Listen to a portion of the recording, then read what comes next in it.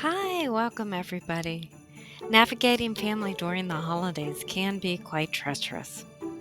The holidays can be a wonderful time of connection, celebration, and joy.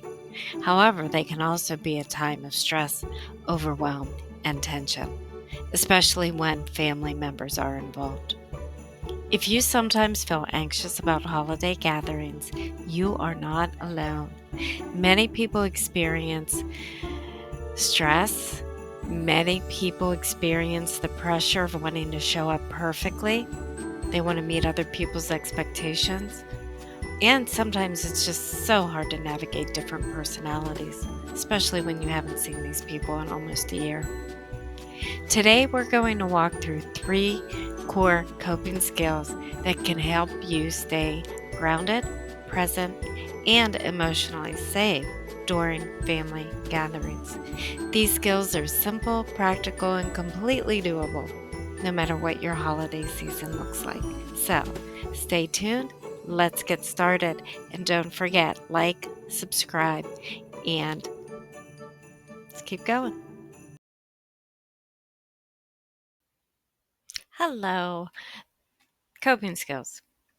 The first coping skill that we're going to be talking about to help keep you safe, grounded, and at peace during the holiday season is set some boundaries. Remember, there is nothing wrong with a boundary. Boundaries protect your emotional well being. They're not about controlling others, they're about taking care of yourself.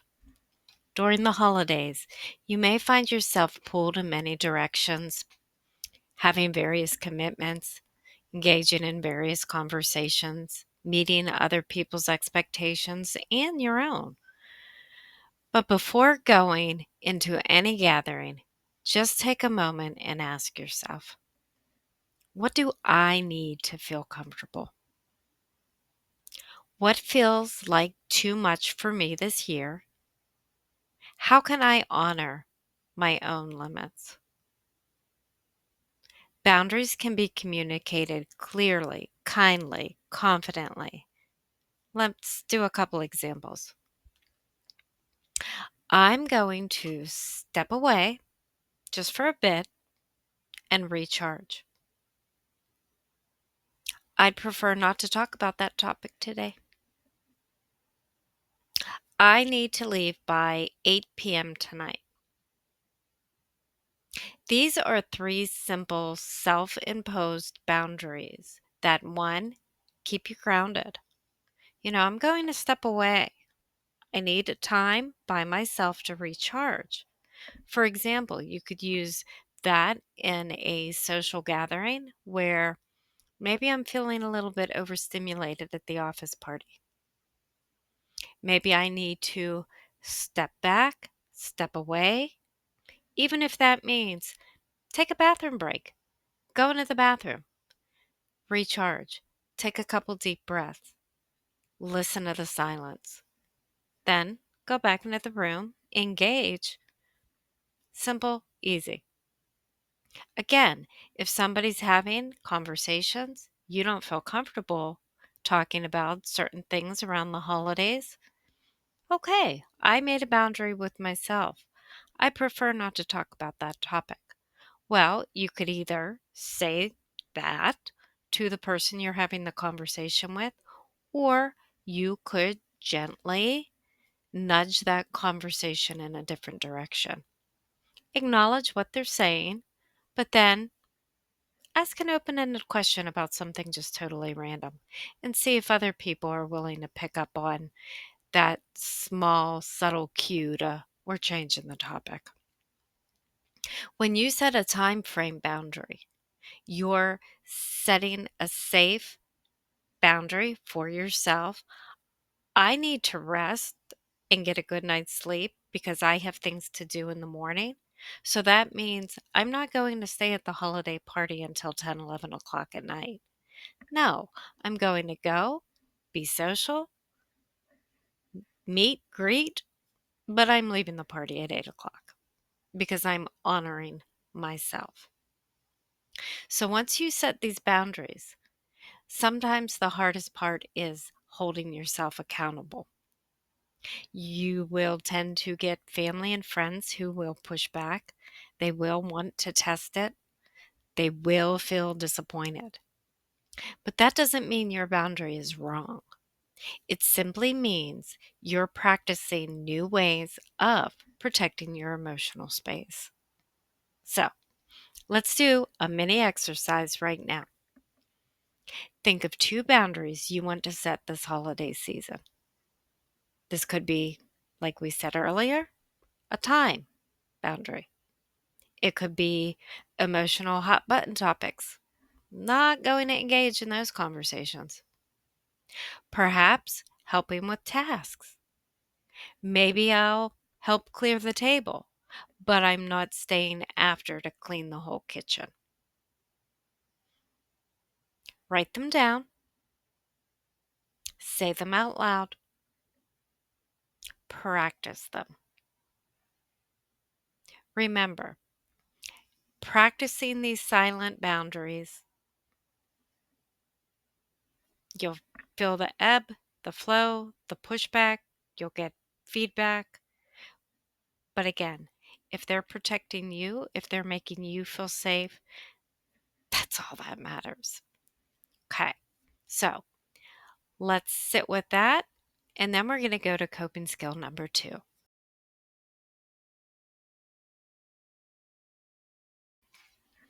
The second coping skill that we're going to be talking about, mindfulness and self-regulation. There are so many coping skills that you can do just on mindfulness alone.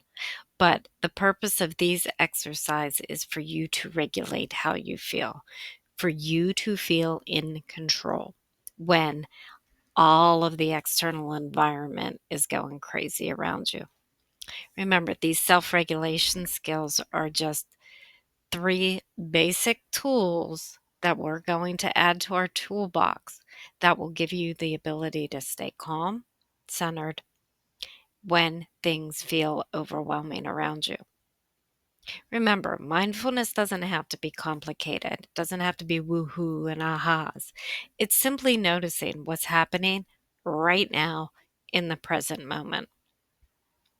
So, 3 mindfulness tools that you can bring with you to any holiday gathering. Your breath. Tool number 1, deep breathing. This is simple, as easy as deep breath in, out. Deep breath in, out. Some people will add patterns to it. We could do this. So let's try this together. This is a simple pattern of breath work where we're going to inhale for 4, hold for 2, exhale for 4. So let's do it together. So take a breath. Inhale, 2, 3, 4, hold, 1, 2, exhale, 1, 2, 3, 4. Now, as you do this, feel your shoulders lower and feel yourself slow down. Inhale, 1, 2, 3, 4. Hold, 1, 2. Exhale, 1, 2, 3, 4. Again, inhale, 1, 2, 3, 4. Hold, 1, 2.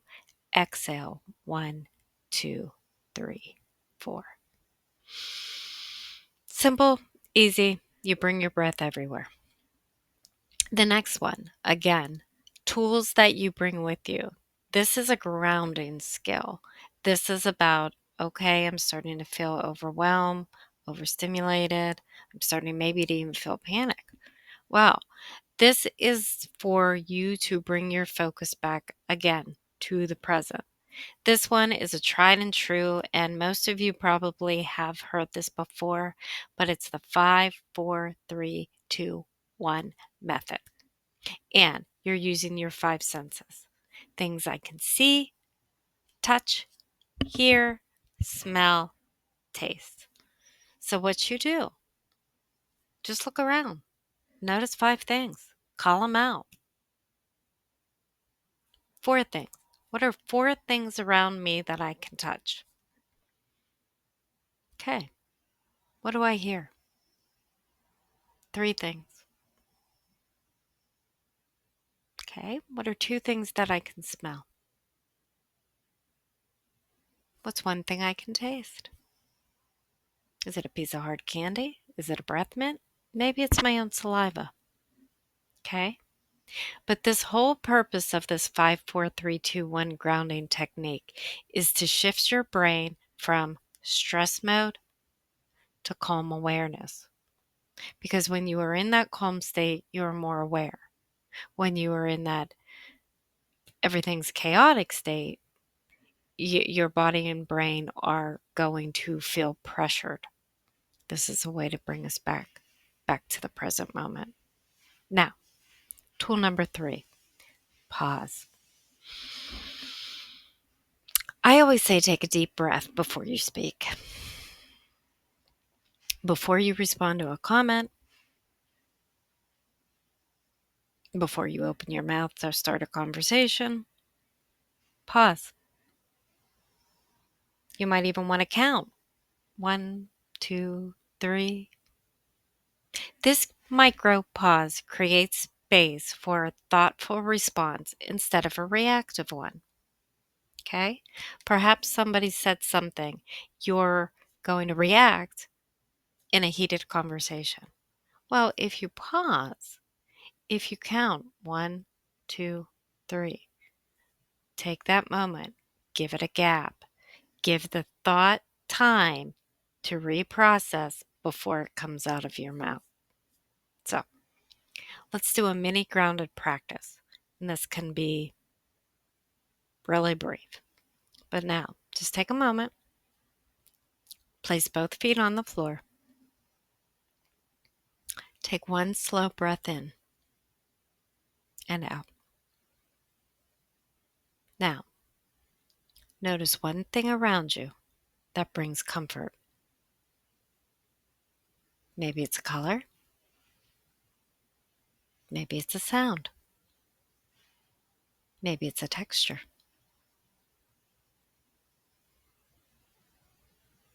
Now allow your body just to soften just for a moment. Take a breath and out. Now remember, doing this mini grounded practice, the small moment is always available to you, even during holiday chaos.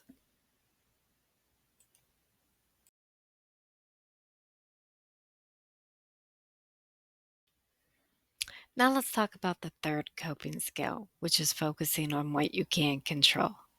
And I know during the hustle and bustle of the holiday season, many of you are saying, this is out of my control. What can I do? It's out of my control. Is it now? During family gatherings, you will often run into behaviors, you'll hear comments, you'll be in situations where you wish were different. But trying to change all of that usually leads to frustration and exhaustion. So instead, we're going to focus on what you can control. Now, what are some things inside of you that you can control? You can control how you're going to respond, what you're going to say, right? Remember, we talked about the pause. You can control your tone of voice. Do I want to raise my voice and appear aggressive and start an argument? No. Have I set up my boundaries? And am I utilizing those boundaries? I also have a choice to walk away. I don't have to sit here. I don't have to stay here, right? I also have a choice to focus on, okay, my self-care. The way I feel matters. I care about the way I feel. This situation, this conversation, it's making me feel uncomfortable. Okay. I could either redirect, focus on something different, or I could leave. You always can control how you feel in here. Okay? You can't control someone making a triggering comment. No. But you can control how much energy you're willing to give to any situation. Now, let's practice real briefly. How can I redirect a conversation? Okay. One of the ways to do that is, gosh, that feels a bit heavy. Let's talk about something lighter. Oh, I'd love to hear about your recent trip too. Are you guys doing anything special this holiday season? Yeah, I'm going to go grab a drink. Take a little break. Would you like something? Shift your attention toward these small joys. And you saw how easy that was done. Make those your go tos. Okay? Gonna grab that phrase. All right? That's all. So remember, shift your awareness away from the things that are making you feel uncomfortable. Okay, go to the buffet table. Ooh, that's my favorite cookie. That's my favorite main course. Maybe I'm going to just take a kind moment and go and talk to my grandma, as long as she's not triggering. Maybe just sitting by the fire, having that warmth of a cozy room, right? Give yourself a break. Go sit in a corner, go to a different room. Remember, that bathroom is the perfect place to take a 2-minute reset. So, right now, let's do a mini exercise. Think of 3 things you can control this holiday season.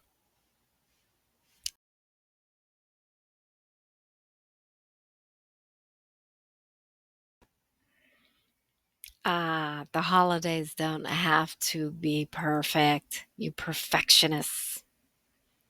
What matters most? What matters most to you during this holiday season? Really, think about that for a minute. I hope one thing that matters most to you is caring for your mental and emotional well being. Make that your number one priority. By setting boundaries, practicing mindfulness, and focusing on what you can control, you can navigate family gatherings with more ease and confidence. Remember, you deserve peace, you deserve space, and you deserve to enjoy this season in a way that supports you. Okay? So, I'm going to encourage you to go revisit this video, take a moment, do those 3 mini exercises, practice those mini exercises. Tell me below in the comments what worked, what didn't. Maybe you have your own. Share them with the group. I'd love to hear about it. I'll comment on it. I'll make more videos on them. But remember, take good care of yourself. Thank you for being here, and I wish you all a very happy holiday season. Be well.